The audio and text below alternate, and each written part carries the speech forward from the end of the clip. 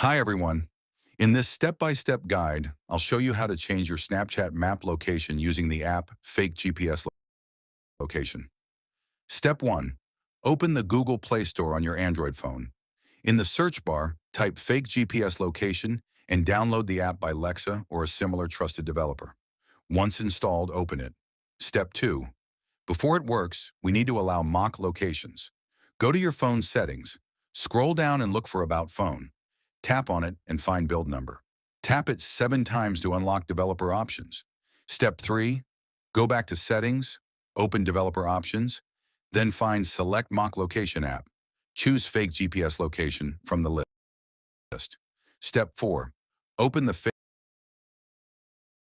GPS location app. You'll see a map. Tap the play button at the bottom right to activate the fake location. You'll see a small message confirming it's active. Step 6. Now open Snapchat and go to Snap Map. You'll notice your Bitmoji is no longer at your real position. It shows up exactly where you placed the fake GPS. And that's it.